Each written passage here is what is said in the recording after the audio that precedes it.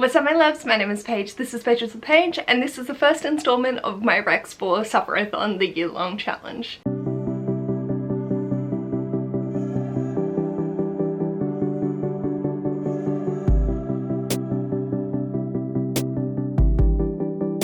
Hello my darlings, welcome to this video. Today I want to talk through some books that will fulfill the Sufferathon year-long challenge for me for the prompts for January. I'm not actually going to say what the prompts are. I will leave a link to Erin from Shaper and Shelves' video down below. It is a very short video and she's so fucking hilarious. I love it so much. So I will just mention that these books fulfill one or both of the prompts, and I'll leave the video for you to go and check out. For January, it is very personal. These books might not fulfill the same criteria for you, but I'm just going to give them as some options and things that I was eyeing off. Did I put any of these on my TBR? No, but because you'll see there are a lot of daunting books, but they all would be a smart choice in one way or another. First one that I'm going to talk about is War and Peace by Leo Tolstoy. I don't know anything about this aside from the fact that it's a Russian classic and a fucking tome. It would fulfill one of the criteria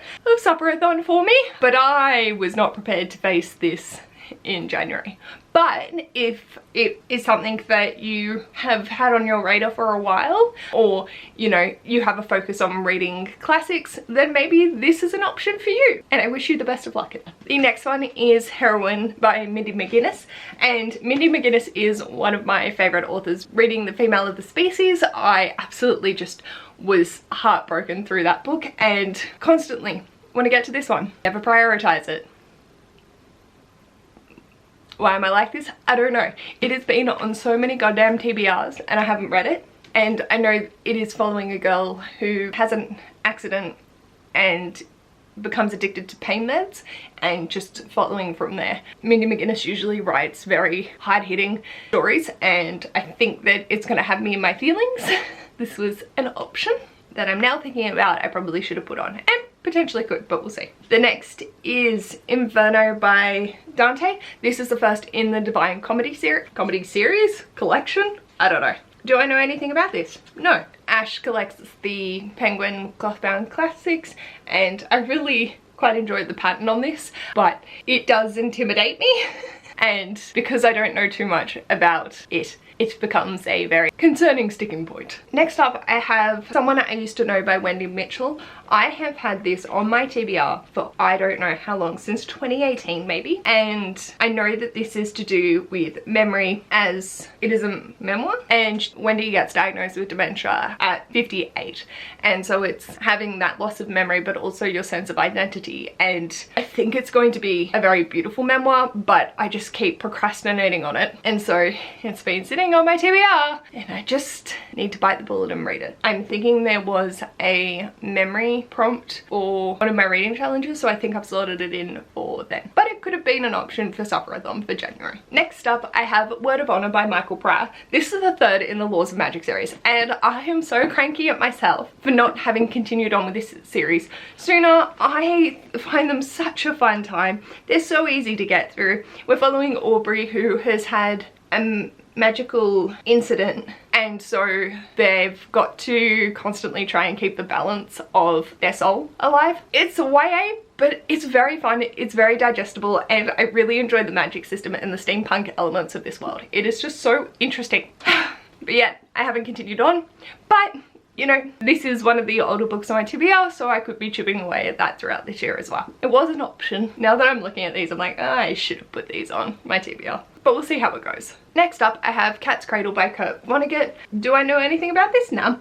Do I think it's going to be weird? Yes. Do I have reasoning or rationale behind that? No. No, I do not. That's all I got. I'm going in pretty blind, but it's been something on the list for quite a while, and I think it would be a very interesting book as well. Next up, I have Conjuring of Light by V.E. Schwab. I should have read this, but the chunk intimidates me. But it would be finishing off a series, and I would count the Fragile Threads of Power as a separate series. So this would finish off the original Shades of Magic, and I know I really need to prioritize it for this year, but January was not the time to start with such a behemoth. But I reckon throughout this year. It will help me chip away at things, and I really did enjoy the first 2 books in the series. It's just I haven't got to this 3rd one yet. Next up is Things As They Are, New Directions in Phenomenological Anthropology. Yes, I can't pronounce that word, don't come at me. Edited with an introduction by Michael Jackson.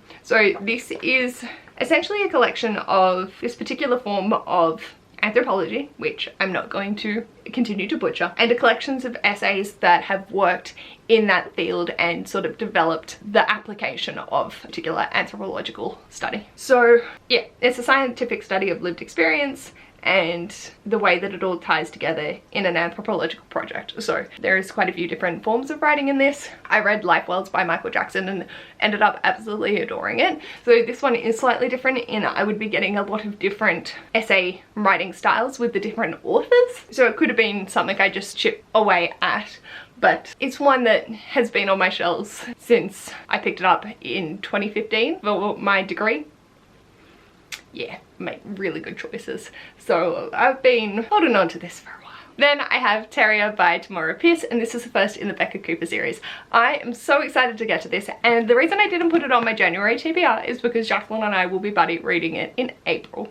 But it's one that, you know, has been at the top of the list. It will tick off quite a few boxes for me throughout 2025, so it was an option. But then when I looked at my other challenges, I was like, okay. But if you have read Tamora before and love them and think that this would be a good series to help you throughout 2025, this could be an option that you might want to endeavour to. It is a bit thicker, but honestly the text in this edition is quite large, and Tamora writing just flies by. It is so lovely. Now that I'm looking at it, it doesn't look like there's chapters, but it's from first person. I think this could be letters. So this could count if you're doing epistolary January, so that's an option. And then the final book I have, you've seen on many a TBR, and that is It's Not Okay to Feel Blue and Other Lies, edited by Scarlett Curtis. And this is looking at people's experiences with mental health. There are so many amazing authors that I adore on the back of this, and Hannah Whitten was the main person that I wanted to read their section in this and originally picked it up. And it's, I think, divvied up into different sections of, like, it's okay to not be okay, it's okay to shout, it's okay to be vulnerable, it's okay to ask for help, it will be okay, and then the last words, which I think is very important way of addressing mental health and looking at it from a lot of different perspectives than just in the trenches. These are my recommendations for Sufferathon for January's prompts. Like I said, Erin's video will be linked below, and oh my god, that is a hefty stack. Lord in heaven help me. Everything will be linked down below, and I will leave the Discord as well if you would like to join us. I am so excited for this year-long challenge, and I will be putting out recommendation videos each month and not saying what the prompts are, just giving you a selection for what would fit on my shelves. I did think about doing books that I've already read, but quite a few of those would then be counteractive to the prompts. So I've just went with books off my TBR that I could have read. Did I put them on? No. Could I have? Should I have? Yes. But I'm very excited for the year ahead and can't wait to hear what everyone's choices are. If you have a particular book that you're reading and you want to leave it in the comments, feel free. And anything else you want to let me know, feel free to leave it in the comments down below. And if you like this video, feel free to give it a big thumbs up. And if you'd like to see more of this mess, feel free to subscribe. I'll hopefully see you on my next video or over on my Patreon. Bye!